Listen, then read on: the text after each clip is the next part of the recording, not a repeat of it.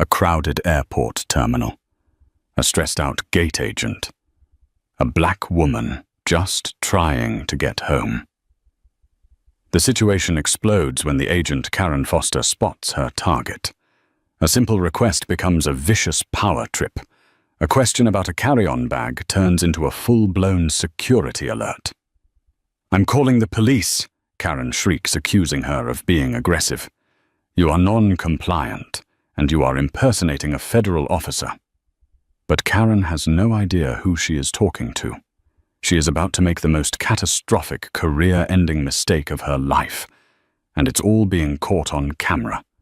Chicago O'Hare, Terminal 1 Gate C-22. It was the dictionary definition of a pressure cooker. A churning sea of anxious travelers, the air thick with the smell of stale coffee, Cinnabon, and the faint kerosene and ozone tang of jet fuel. It was 5:04 p.m. on a Tuesday, and the 5:30 p.m. flight to Washington, D.C. DCA was already flashing delayed in judgmental orange text. Dr. Imani Hayes stood just outside the chaotic boarding scrum, her back against a pillar, trying to steal a final moment of peace. She was exhausted, a deep-in-the-bones weariness that came from 72 straight hours of auditing O'Hare's new runway tarmac compliance. She wore a tailored navy blue blazer, practical slacks, and comfortable but professional black flats. Her only luggage was a leather briefcase and a standard regulation-size black hard-shell carry-on. She was on the phone, her voice so commanding and precise during her inspections, softening instantly. "I know, baby, I know. I promise Mommy is trying. The flight is delayed, but I will be there to kiss you goodnight. Yes, Kayla, you can absolutely have the purple cupcake before bed. Just wait for me. I love you." She hung up just as the garbled voice of the gate agent crackled over the PA. "We will now begin boarding Group 2 for Flight 849 to Washington Reagan." The gate agent, a woman in her late 40s with a severe blonde bob and a name tag that read Karen, looked as frayed as the airport's carpet. Her name was Karen Foster, and she'd been a gate agent for 20 years. To her, passengers were not people. They were obstacles, a series of problems to be processed. She'd already had a long day, a cancelled flight to Denver, a mechanical issue on a plane to Miami, and a stag party that had tried to board with open containers. Imani, a Premier 1K member, and flying on a full-fare, first-class ticket, a standard for her level of government travel, fell into Group 2. She pulled her carry-on's handle and merged into the line. "Group 2. Karen snapped into the microphone, glaring at the crowd. "If I see one more Group 4 trying to sneak on, I will send you to the back of the line. Have your boarding passes out. Out." Imani watched Karen interact with the passengers ahead of her. She snapped at an elderly man for being too slow. "Sir, the blue line." "Scan it on the blue line." She rolled her eyes at a young mother struggling with a stroller. Just get through, Imani thought. Just get on the plane. Home to Kayla. Imani reached the podium. She smiled politely and held out her phone, the digital boarding pass glowing. Karen didn't look at her face. Her eyes locked immediately with pinpoint accuracy onto Imani's black hard-shell carry-on. It was a Pelican case standard for federal diagnostic equipment. It was exactly the maximum legal dimension. "That won't fit," Karen said flatly. Imani paused, her small faltering. "I'm sorry." "That bag," Karen pointed her finger, jabbing the air. "It's too big. You'll have to check it. Put it in the sizer." The bag sizer was 3 feet away. Imani knew with the certainty of a physicist that the bag would fit. But she also knew the delicate 6-figure diagnostic equipment inside it could not be gate-checked. "Ma'am, I assure you it's a standard carry-on. It fits in every overhead bin. It just looks bulky," Imani said, keeping her voice low and pleasant. "It also contains sensitive government-owned electronic equipment that cannot be checked." This was the wrong thing to say. Karen's eyes narrowed. She saw a black woman in a fancy blazer trying to pull one over on her. "Oh, everyone's bag has sensitive equipment. Laptops, cameras. Everyone thinks their bag is special. It's policy. Put it in the sizer, or you're not boarding." The line behind Imani was growing a chorus of impatient stees and shuffling feet. "I understand your policy," Imani said, her patience worn thin from 72 hours of work beginning to fray. "But I am telling you this bag is regulation. It will fit. I am also telling you that it cannot under any circumstances be placed in the cargo hold. I'm happy to board and demonstrate that it fits." "No." Karen's voice rose, cracking with authority. "I am the final word at this gate, and I say it's too big. You people always try to argue. You either size it and check it, or you can step aside and we'll rebook you on the next flight. Maybe tomorrow." "You people." The words hung in the air, cold and sharp. Imani felt a flush of anger, hot and familiar. She took a deep, centering breath. Do not let her win. Do not let her make you the stereotype. "There's no need to be disrespectful," Imani said, her voice dropping to a steely calm. "I am a federal employee, and this is federal property. I am not you people. I am a passenger trying to board. Please scan my pass." Karen saw Imani's calmness not as professionalism, but as defiance. She looked down at the boarding pass on Imani's phone. "Hayes Imani. Seat 2A. First class." Karen's lip curled in a barely concealed sneer. First class. Of course. A federal employee. "Right," Karen scoffed loud enough for the first few people in line to hear.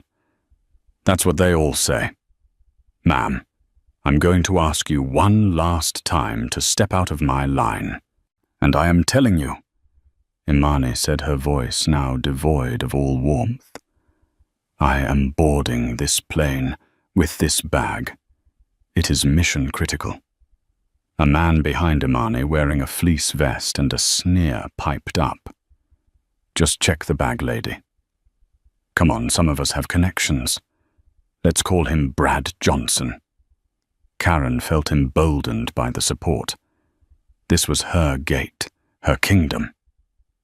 "That's it," Karen snapped. She looked past Imani to the waiting line. "This passenger is non-compliant and delaying the flight. I'm calling security." She reached for the red phone at her podium. Imani stood rooted in disbelief. "This is not happening. Not over a bag. Not today."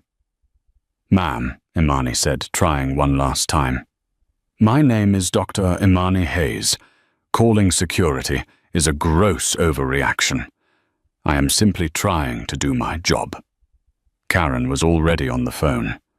"This is Karen at C-22. I have a hostile passenger first class refusing to follow crew member instructions. She's becoming aggressive. Yes, she's also claiming to be a federal employee to intimidate me." Imani's blood went cold. Claiming to be Karen hung up the phone and gave Imani a look of triumphant malice. "They're on their way. You can explain your mission-critical bag to the Chicago police." The terminal, which had been a dull roar, seemed to fade. Everyone was staring. Phones were already emerging, the little red recording lights winking on. The humiliation was a physical weight. Imani Hayes, a woman who commanded briefing rooms and signed off on the safety of entire airports, was being publicly shamed at a boarding gate by an agent on a power trip. The wait for security was both a lifetime and a heartbeat. It was perhaps only 90 seconds, but it was 90 seconds of intense, suffocating silence. The boarding process had ground to a complete halt. The line of passengers in Group 2, 3, and 4 stood and stared, a captive audience to the drama. Karen Foster stood behind her podium, arms crossed, tapping her acrylic nails on the counter. She had the smug look of a hall monitor who had just caught the class president chewing gum. She was performing for the crowd, radiating an aura of, "Look what I have to put up with." Brad Johnson, the man in the fleece vest, muttered, "Some people are so entitled, just loud enough for Imani to hear." Imani stood frozen, her mind racing. She ran through a dozen scenarios. She could just leave. But she had to get to DC for a critical NTSB cross-briefing in the morning. She could check the bag. But the $150 to $1,000 thermal acoustic scanner inside would be destroyed, and she would be liable for it. She could argue. But she knew as a black woman in a confrontation that arguing would only be interpreted as aggression. Don't give her the satisfaction, Imani told herself. Remain calm. Document everything. She calmly took her phone, which was still in her hand, and began to film Karen. "What do you think you're doing?" Karen shrieked, her voice rising an octave. "I'm documenting this interaction," Imani said evenly. "For the record, my name is Dr. Imani Hayes. It is 5:07 p.m. I am a ticketed first-class passenger on Flight 849. I have been denied boarding by this agent, Karen Foster, who is refusing to scan my compliant carry-on bag and has accused me of being hostile." Karen's face went purple. "You can't film me. That's illegal. You're harassing me." "It's a public space, ma'am. I am well within my rights," Imani replied. This for Karen was the final straw, being filmed, being challenged with facts. This wasn't just defiance anymore. This was an attack on her authority. You see, Karen yelled to the officers who were just rounding the corner. "She's aggressive. She's threatening me. She's filming me." 2 Chicago airport police officers approached.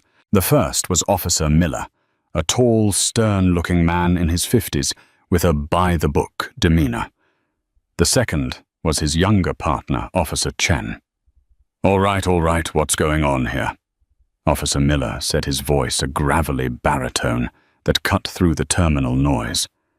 Karen launched into a high-pitched, frantic explanation. "Thank God you're here."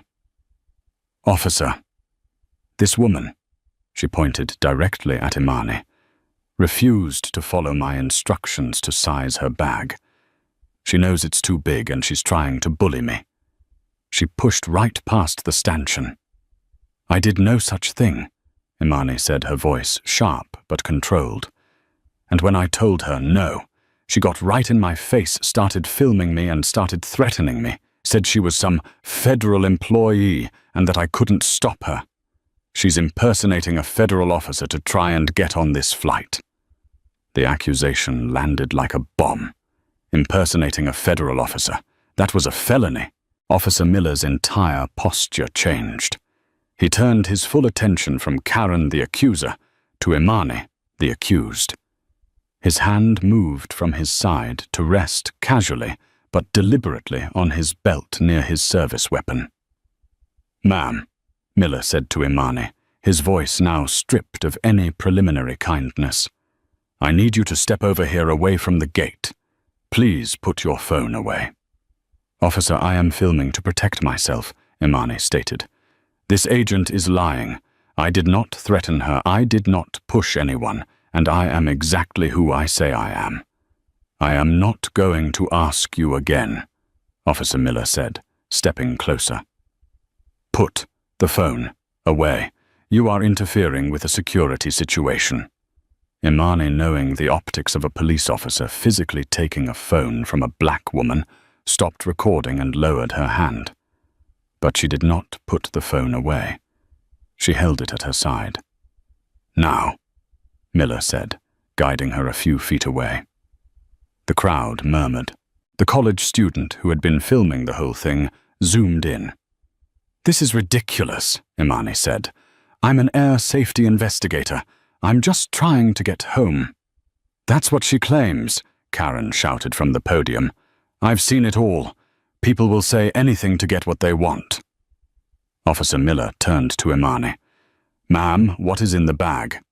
"Sensitive diagnostic equipment for my agency," Imani said. "And what agency is that?" "The Federal Aviation Administration." Officer Miller and Officer Chen exchanged a look. The FAA. That was a big one. But they'd heard stories before.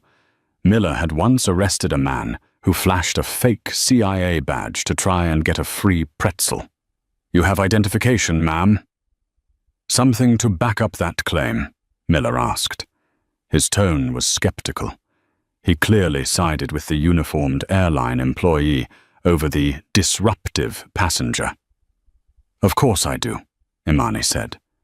She was seething. The humiliation of having to prove who she was in the middle of a terminal was a bitter pill. "Okay, let's see it," Miller said. Officer Imani said, "Before I do that, I want to be very clear. Your presence was requested under false pretenses. This agent, Ms. Foster, is the one who has been hostile. She used a derogatory racial term." "I did not," Karen shrieked. "And she is the one who escalated this from a baggage question to a security incident. I want her behavior on record." "We'll get to that," Miller said, his patience wearing thin. "First, I need to know who I'm talking to. You've had a very serious accusation leveled against you. Impersonating a federal officer is a jailable offense, so show me the badge." Brad Johnson, the fleece-vested man, smirked. "Yeah, show him the badge. This'll be good." The terminal was dead quiet. The flight crew, the pilots and flight attendants had peered out from the jet bridge, wondering what was holding up their flight. Imani looked at Officer Miller. She looked at Officer Chen. She looked at Karen, who was vibrating with smug vindication. She looked at the faces in the crowd, some curious, some judgmental, some filming. Fine, she thought. You want to see the badge? Let's end this. She calmly placed her briefcase and carry-on on the floor. She slowly, deliberately reached inside her navy blue blazer to the interior pocket. Karen watched a predatory grin on her face, expecting Imani to pull out nothing, or worse, some fake ID she'd bought online.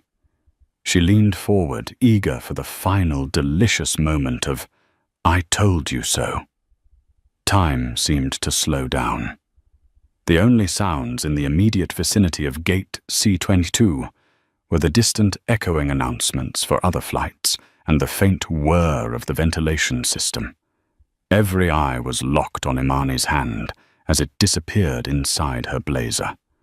Officer Miller shifted his weight, ready to react. Officer Chen subtly moved to Imani's side.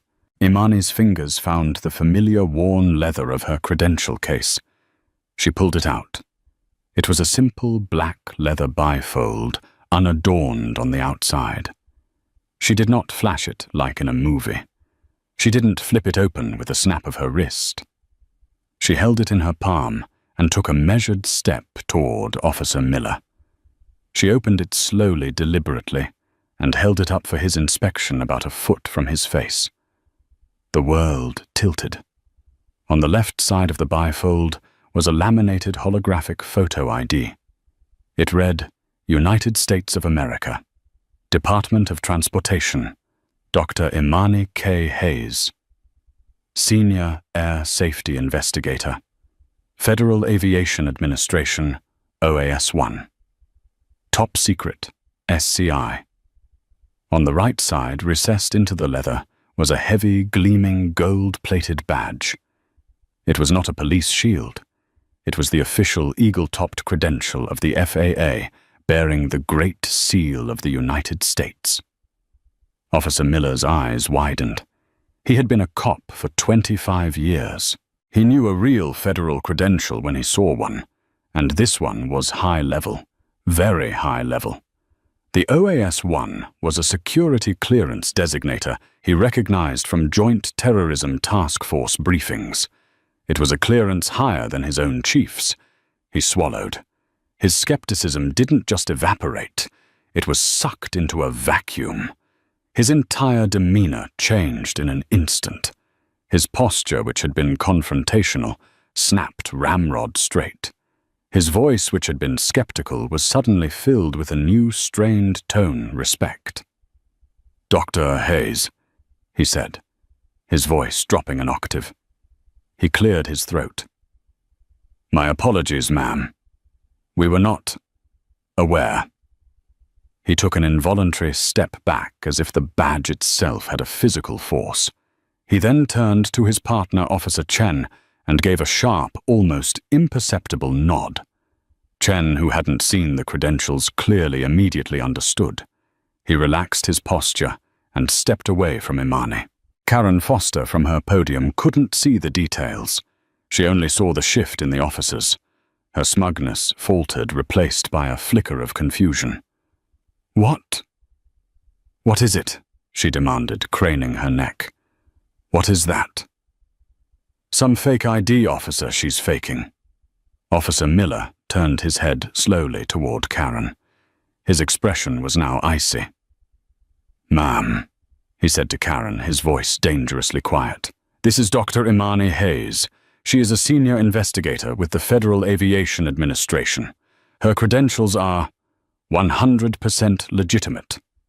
The silence that followed was absolute. It was a void. The grumbling passengers, the man in the fleece vest, the college student filming everyone went stock still. The entire terminal gate area, a space that had been buzzing with 100 conversations, fell as quiet as a church. You could hear the click of the flight information board changing. Fss, click, click, click. Imani closed the credential case with a soft thwump and returned it to her pocket. She looked at Officer Miller. "Officer, as I was saying before, I was interrupted," she said, her voice cutting through the silence. "I was on my way to a critical briefing in Washington. I have now been unlawfully detained, harassed and publicly accused of a felony, impersonating a federal officer by this airline employee." She turned her gaze like a spotlight onto Karen Foster. Karen's face, which had been flushed with anger, was now draining of all color. It was happening in patches, leaving her skin a pasty, mottled white. Her mouth opened, but no sound came out. She was looking at Imani as if for the first time, not as a problem passenger, but as a figure of immense, terrifying authority. "This is no longer a customer service complaint about a carry-on bag," Imani continued, her voice resonating with cold, hard power. "This is now an official airport security and compliance issue. Your employee, Ms. Foster, has interfered with a federal officer in the performance of her duties." Brad Johnson, the witness in the fleece vest, began to backpedal slowly, trying to melt into the crowd.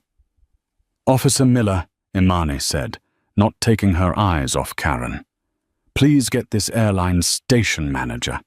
And while you're at it, get me the airport director of operations, Mr. Robert Harrison. Tell him Dr. Hayes has a situation at gate C-22. Officer Miller blinked. Robert Harrison, the head of the entire airport. "Right away, Dr. Hayes," Miller said. He immediately spoke into his shoulder mic, his voice low and urgent, requesting the white shirts, airline management, and the airport director himself. Karen Foster began to tremble. Her hand, which had been tapping on the counter, was now shaking so hard she had to grip the podium to stay upright. She stammered. It was the bag. It looked too big. It's policy." Imani finally turned her full attention to her. "Was policy, Ms. Foster, to question my first-class ticket? Was policy to accuse me of aggression when I was standing still? Was policy to accuse me of a federal crime? You based your actions on a personal bias, and you escalated it into this. Imani gestured to the silent crowd, the police officers, the delayed flight. You didn't just make a mistake, Imani said, her voice a surgical tool. You created a security incident at a major international hub, and I'm the person who writes the reports on those incidents. Karen's knees buckled. She leaned heavily on the counter, a high-pitched, terrified ee sound escaping her throat. She was hyperventilating. The Queen of Gate C-22 had just been checkmated. The 90 seconds it took for the police to arrive had felt like an eternity. The 5 minutes it took for management to show up felt like a geological age. During that time, Officer Miller and Officer Chen stood protectively near Imani, not as guards, but as a de facto honor guard. They were no longer detaining her. They were securing the scene for her. Officer Miller formally took down Imani's statement, writing furiously in his notebook as she recounted the incident with perfect chronological clarity. She used the term "you" people after I stated the bag was regulation. She questioned the validity of my first-class ticket. She solicited a false witness statement from another passenger. Brad Johnson, who had tried to disappear, was stopped by Officer Chen. Sir, I'm going to need to see your ID. You were a witness to this. I didn't see anything. Brad stammered, his face pale. I just want to get on my flight. You made a statement that this woman was aggressive. Chen said, his voice flat. We're going to need your name. Reluctantly, Brad Johnson handed over his driver's license. Meanwhile, Karen Foster had collapsed onto the stool behind her podium. She was rocking back and forth, whispering, I'm fired. I'm fired. Oh my God, I'm fired. The other gate agent, a younger man who had been handling the computer, looked terrified, as if he'd be fired just for being in the same zip code. The first white shirt to arrive was Mark Jenkins, the airline's duty station manager. He came speed-walking down the concourse, a look of profound annoyance on his face. He was a man who lived by spreadsheets, and a 15-minute delay on a DCA flight was going to ruin his on-time performance numbers. Karen, what in God's name is this? He snapped as he arrived, not yet grasping the situation. Officer, what's the problem? We have a plane to launch. Let's get this passenger rebooked and— Mr. Jenkins, Imani interrupted. Mark Jenkins turned, finally noticing Imani. He saw a well-dressed black woman flanked by 2 police officers. He immediately defaulted to appease the angry customer mode. Ma'am, I'm Mark Jenkins, the station manager. I understand there's been a misunderstanding. Whatever Ms. Foster did, I assure you, Mr. Jenkins, Imani said, cutting him off again, her tone leaving no room for his platitudes. Your misunderstanding involves your agent detaining me, accusing me of impersonating a federal officer, and forcing me to expose my high-level security credentials in an unsecured public environment. Mark Jenkins froze. His oily customer service smile evaporated. I beg your pardon. Dr. Imani Hayes, FAA, she said, holding his gaze. Your agent, Ms. Foster, caused this security delay.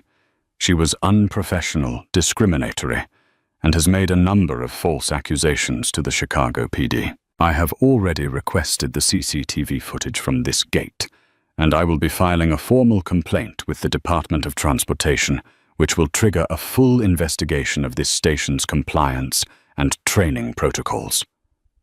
Mark Jenkins's world caved in. This wasn't an angry passenger. This was a regulator. This was the woman who could, with a stroke of a pen, ground his entire operation. His career flashed before his eyes. Karen, he whispered, turning to his agent. What did you do?" Karen was sobbing. I just... The bag, I was following the rules." She wouldn't listen. "Mr. Jenkins," Imani said, "was your employee following the rules when she decided based on my appearance that I couldn't possibly be a federal officer? Or was she perhaps acting on a bias that you foster in your staff?" "No, absolutely not. We have diversity training," Jenkins sputtered, pulling at his collar. It was at that exact moment that the real big gun arrived. Robert Harrison. O'Hare's director of operations came striding down the concourse.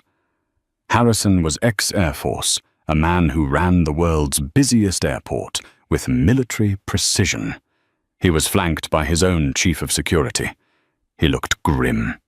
He had gotten a call from dispatch that an FAA dot situation was unfolding at C-22.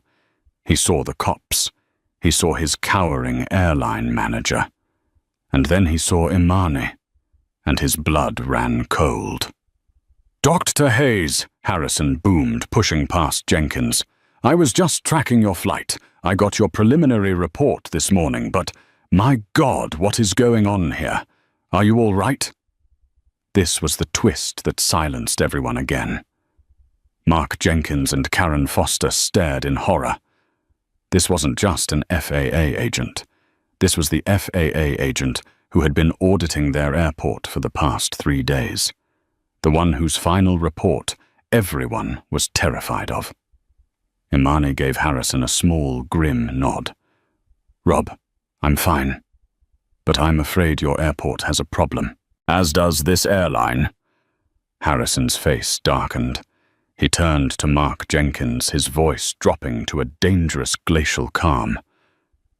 "Mr. Jenkins, you have 60 seconds to explain to me why one of the FAA's top investigators is being detained at your gate." Mark Jenkins looked like he was going to be sick. He pointed a trembling finger at Karen. It was her, my agent Karen Foster. She made a judgment error." "A judgment error," Imani echoed. "She accused me of a felony, Mr. Jenkins. She delayed this flight. She created a public spectacle and a security incident. That's a bit more than a judgment error." Harrison looked at Karen Foster. He didn't know her, but he knew her type. He had spent his career rooting out the kind of toxic, little tyrant attitude she embodied. "Ms. Foster," Harrison said, his voice flat, "give me your CEDAR badge." The request was so simple, so quiet, it was more devastating than a scream. A CEDAR badge, Security Identification Display Area, is the key to an airport employee's life. It's the federally mandated ID that allows them access to secure areas, including gates, the tarmac, and baggage. Without it, you can't even get to the employee cafeteria. Having it revoked by the airport director himself was the career equivalent of a public execution. Karen Foster looked at Robert Harrison, her tear-streaked face a mask of utter disbelief. Mr. Harrison, sir. It was a mistake. I was just trying to enforce the rules."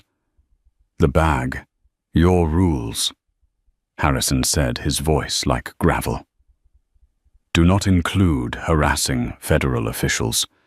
They do not include making biased accusations. And they certainly do not include delaying operations and creating a security incident. Your employment at this airport is over. Give me the badge." He held out his hand.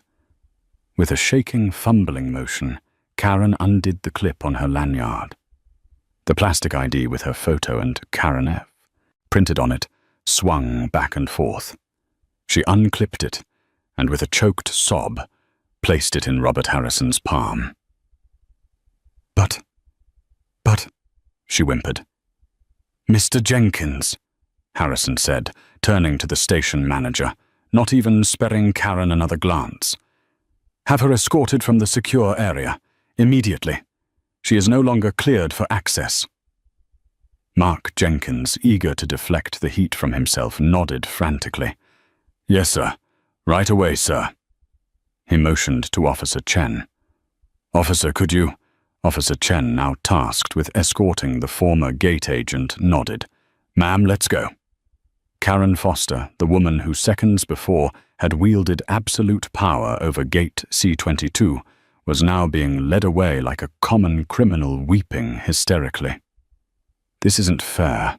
I was just doing my job. This isn't fair." Her cries echoed down the concourse until she was gone.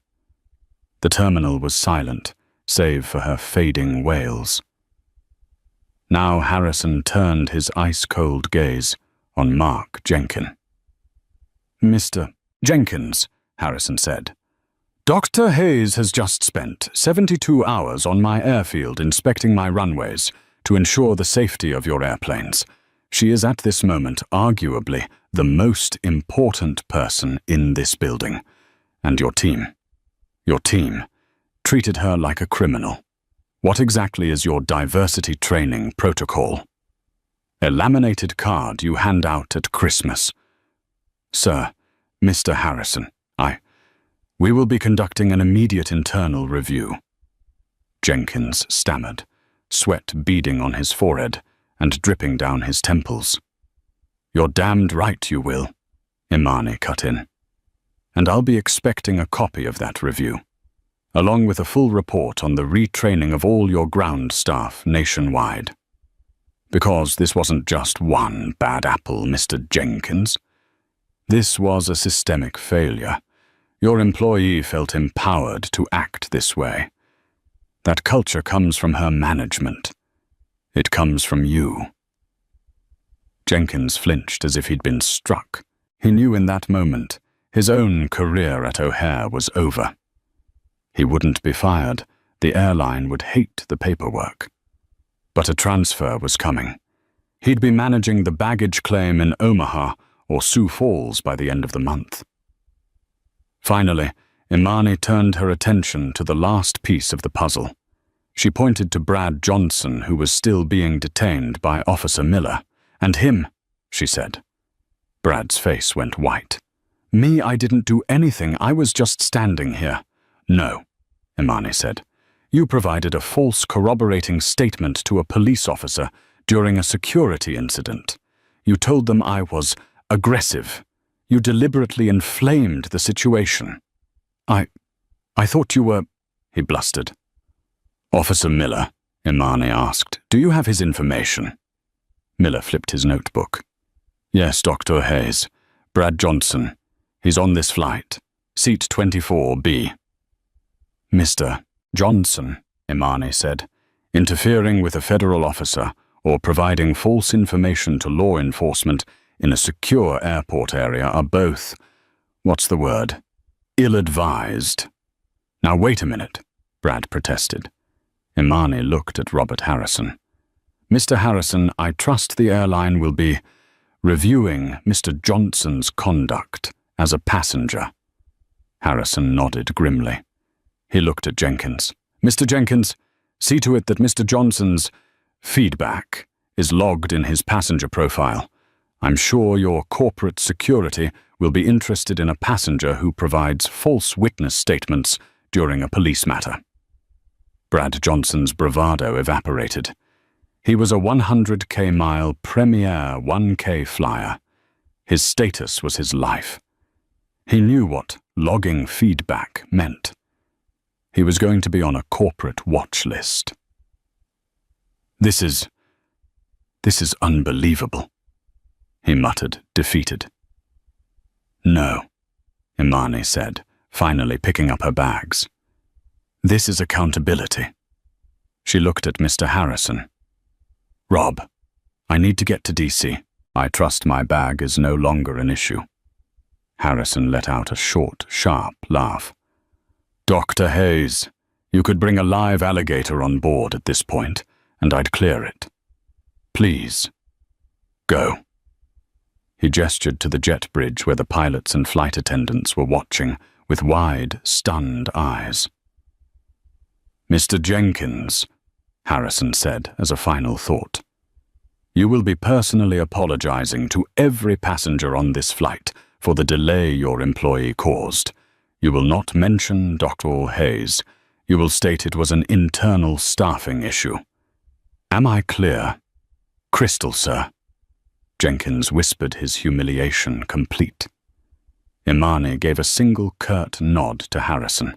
She gave a nod of thanks to Officers Miller and Chen. Then, without a backward glance at the manager or the passengers, she walked down the jet bridge, her black hard-shell carry-on rolling silently behind her. The entire terminal watched her go. The moment she disappeared into the plane, a low murmur erupted like the entire gate had just exhaled at once. The college student's phone, which had been recording the entire 15-minute encounter, finally lowered. The video was already uploading. Imani boarded the plane and was greeted by the lead flight attendant, a woman named Jennifer, at the door. "Dr. Hayes," Jennifer said, her voice low and respectful. The entire crew had heard the confrontation over the gate's PA system. "I'm so sorry for what you just experienced. Please let me take your coat. Your seat is 2A. "Thank you, Jennifer," Imani said, the adrenaline finally beginning to ebb, leaving her exhausted. "I'd appreciate that." As she walked to her seat, the passengers in the first-class cabin all stared. She ignored them, slipped into her window seat, and buckled her belt. She placed her Pelican case under the seat in front of her, where it fit with inches to spare. The rest of the passengers began to file on. When Brad Johnson walked past her to get to his middle seat in coach, he refused to make eye contact.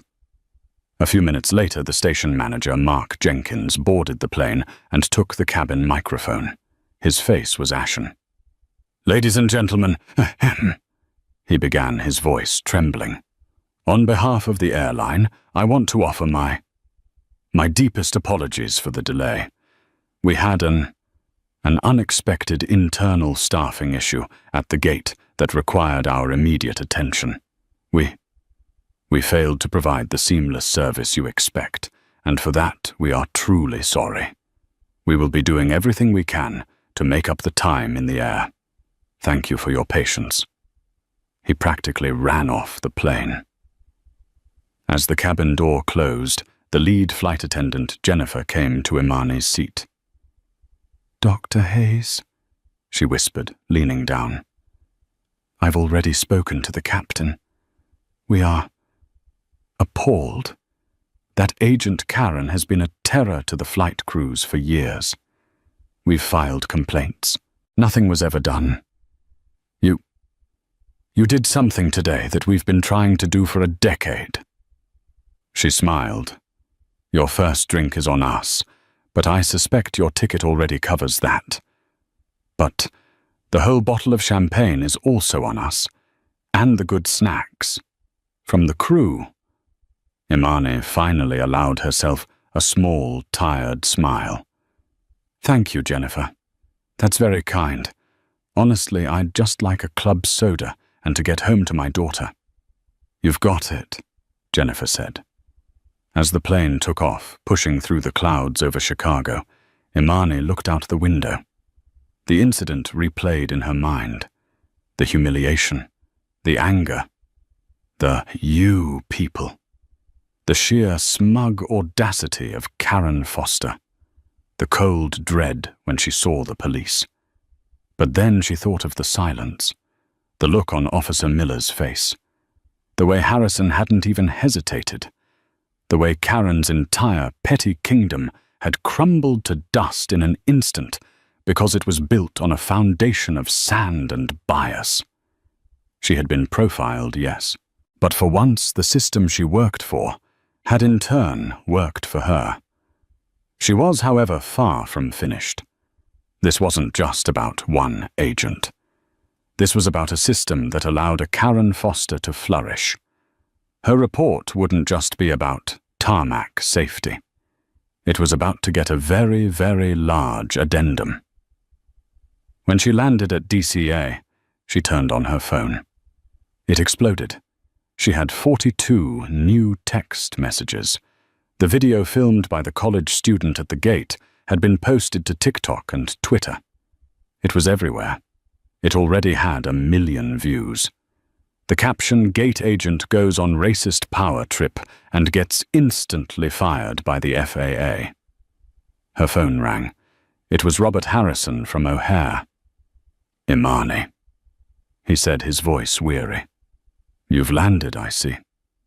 Look, I'm calling to personally apologize and to let you know the media has the video. Our PR team is, well, they're in meltdown. The airlines is even worse." "Good," Imani said. Good, okay. "Well, I'm suspending Mark Jenkins pending a full review, and I've already recommended to the TSA that Ms. Foster's SEDA clearance be permanently revoked nationwide." This was the karma. Fired was one thing. A permanent nationwide revocation meant she could never work in a secure area of any US airport again. She couldn't even get a job at a Sbarro if it was behind the security checkpoint. Her airport career in any capacity was over. Forever. "That's a start, Rob," Imani said, gathering her bags. "What else?" he asked. "A mandatory airline-wide retraining on federal credential recognition and bias avoidance. And I want to help design it." "Done," Harrison said without hesitation. "Consider it done. Get home safe, Doctor." Imani hung up. As she walked through the terminal at DCA, a TSA agent at the exit checkpoint looked at her, looked again and smiled. "Dr. Hayes?" he asked. Imani sighed. "Yes." "I just saw the video. Good for you," he said, giving her a respectful nod. "Welcome to DC." The fallout was not quiet. It was a deafening corporate explosion, and its shock waves would permanently alter the landscape of the entire airline. When Dr. Imani Hayes landed at DCA, she turned her phone off airplane mode. It didn't vibrate. It convulsed.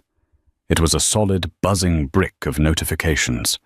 400 new emails, 128 text messages, 27 missed calls, 3 from Robert Harrison, 2 from her own director at the FAA, and most bizarrely, a half-dozen from unknown numbers in New York. The press. The video filmed by the college student had been uploaded with the title, "Racist Gate Agent Freaks Out, Tries to Arrest Black Woman, Who Turns Out to Be Her FAA Boss." While not technically accurate, it was emotionally true. It had 3.5 million views. It was the #1 trending topic on Twitter. She watched it standing by the baggage claim. She saw herself stone still and professional, while Karen Foster shrieked about impersonation and aggression. She saw the terror in Karen's eyes the moment she realized who Imani was. She saw the white shirts arrive, their faces pale. Her phone rang again. It was Robert Harrison. "Imani," he said. He sounded like he hadn't slept in a year. "You've landed." I've been on the phone with the airline's CEO, David Roth. He's seen the video. He's seen all the videos. He wants to fly to DC tomorrow to apologize to you in person." "That won't be necessary," Imani said, the exhaustion hitting her like a wave. "An apology is a start. But I want a solution." "Dr. Hayes, you have his full undivided attention," Harrison said. "He's already in a crisis meeting. Their stock is projected to drop 5% at the opening bell. This is a $500 million misunderstanding for them. You frankly can write your own ticket." "I don't want a ticket, Rob," Imani said, rubbing her temples. "I want training. I want accountability." "Oh, accountability is here," Harrison said grimly. "And it's just getting started." Karen's escort from the gate was her walk of shame.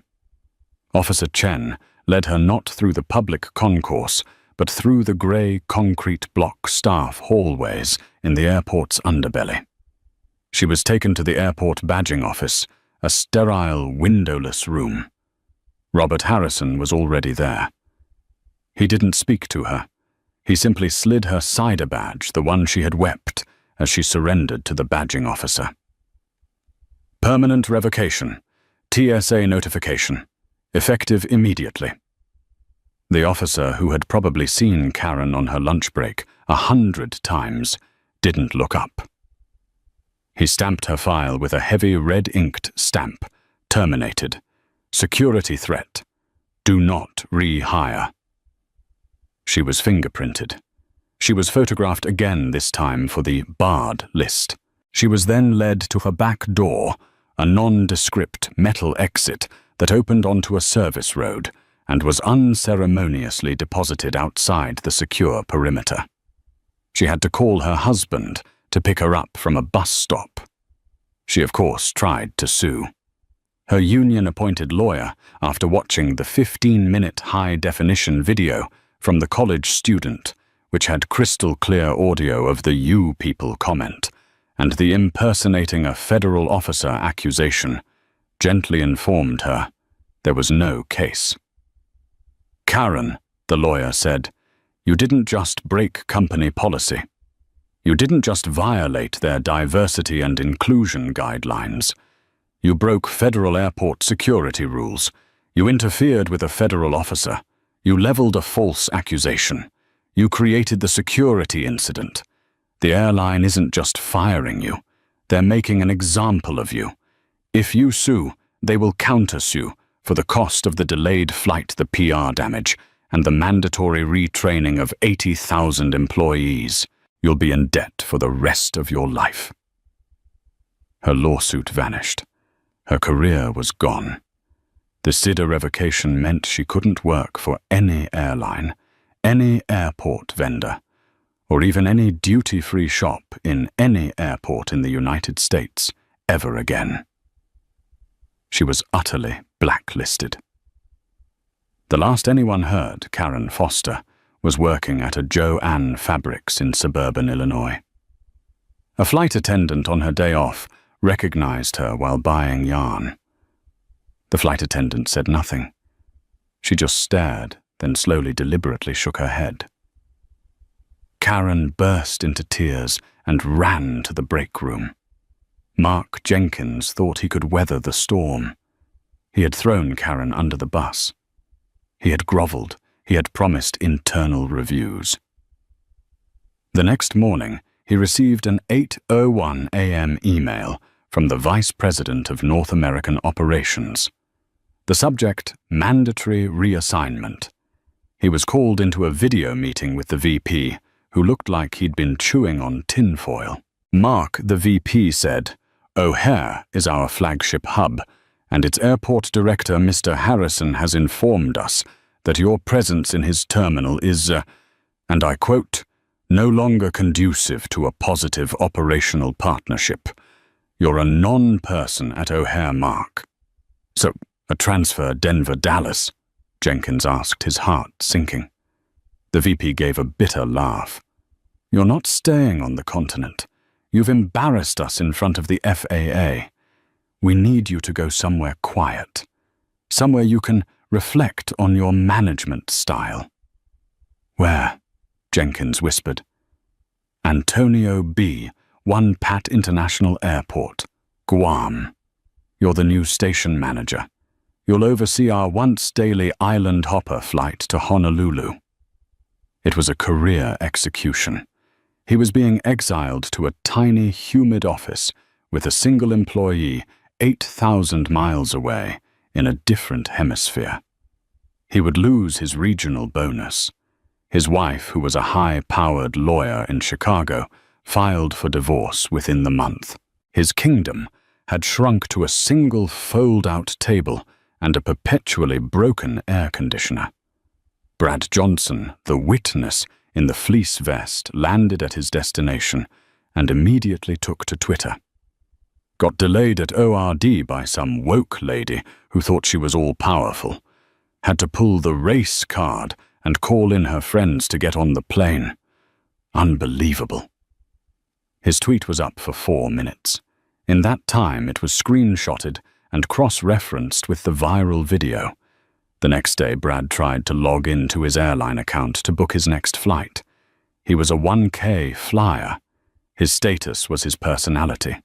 His password didn't work. He reset it. He logged in. Status member mileage balance. 0. He stared. His 1.2 million saved miles were gone. His 1K status was gone. He called the 1K for Life dedicated phone line. Instead of the usual "Hello, Mr. Johnson," he got a recording. Your estimated wait time is 4 hours and 22 minutes. He was in the general public queue. When he finally got an agent, her voice was cold. Yes, Mr. Johnson, I see the note. Your account has been permanently terminated. A letter is being sent to your address. The letter from the airline's corporate security and legal department was brutal. It stated that his actions, providing a knowingly false witness statement to law enforcement and publicly harassing another passenger, his tweet, were a violation of the passenger carriage contract. His status miles and all future booking privileges were voided. He was in effect banned for life from the airline. He was a consultant who flew 200,000 miles a year. He was now forced to fly Spirit and Frontier, paying for his carry-on bag every single time. 2 weeks later, Dr. Imani Hayes sat at the head of a gleaming mahogany table in the airline's Chicago headquarters. At the table were the CEO, the VP of Operations, the head of legal, and the VP of Human Resources. Robert Harrison was there too, representing the airport. My concern, Imani said, her voice echoing in the silent boardroom, is not what happened to me. I had credentials. I had a badge. My concern is for the passengers who don't. The you people who don't have an FAA shield in their pocket. She slid a folder across the table. This, she said, is the Hayes Protocol. It's a new mandatory training module for every public-facing employee. It's not just about diversity. It's about de-escalation, bias recognition, and federal credential identification. It teaches agents that their authority is for safety, not for ego. The CEO, David Roth, opened it. It was brilliant. It was precise. It was unarguable. Dr. Hayes, Roth said, this is comprehensive. We'll implement it every quarter for every employee, and we'll be funding a new scholarship in your name for women in aviation safety. Thank you, Imani said. Now let's talk about the section on baggage. 6 months later, Imani Hayes was once again at O'Hare Gate C-22. She walked up to the podium. The gate agent was the young man, Thomas, who had been working the computer next to Karen. He was now the lead agent. He saw her, and his eyes widened, but not in fear, in recognition. He smiled, a bright, genuine smile. Dr. Hayes, he said, his voice clear and professional. Welcome. It's an honor to have you on our flight to DCA today. A new trainee next to him looked at Imani with wide-eyed awe. Thomas, Imani said, smiling back. Good to see you.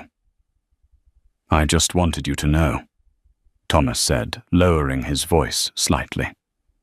I took your Hayes Protocol training. It was the best course I have had in my 5 years here. It changed how we do things. I'm so glad to hear that, Thomas, she said. He scanned her phone. You're all set. By the way, there's a permanent note on your passenger file. I just saw it. Imani paused. A note. Oh, a good note, he said quickly. It's a Hayes VIP flag. It just says, extend all gate and in-flight courtesy. Do not question carry-on, ever. But honestly, he added with a wink, that's the rule for everyone now. We just call a manager if there's an actual on-fire problem. Imani laughed. A real light, unburdened laugh. She boarded the plane. She sat in seat 2A. She placed her black hard-shell carry-on under the seat in front of her. It fit as it always had. The system wasn't perfect, but on this day, at this gate, it was better. And as the plane took off, she looked out of the window at the city, knowing she had done more than just her job. She had made a change, and this time she would be home well before her daughter's bedtime. And just like that, the terminal fell silent. That FAA badge wasn't just a piece of metal. It was a mirror reflecting Karen's and the airline's deep-seated bias. This wasn't just a victory for Dr. Imani Hayes. It was a win for everyone who has ever been singled out, disbelieved, or told they don't look the part. Karma arrived at gate C-22, and it was wearing a federal badge. What do you think of this story? Was Karen's firing and blacklisting enough? Was the manager's demotion to Guam deserved? And what about Brad Johnson, the witness who lost all his miles? Have you ever seen an abuse of power get shut down so perfectly? Let me know all your thoughts in the comments below. If you loved this story of instant karma and long-lasting justice, please do me a favor and hit that like button. It really helps the channel. Be sure to share this video with anyone who needs to see a story where the bully finally gets what's coming to them. And most importantly, if you haven't already subscribed to this channel for more incredible real-life stories where the powerful are held accountable. Don't forget to ring that notification bell so you never miss a single update.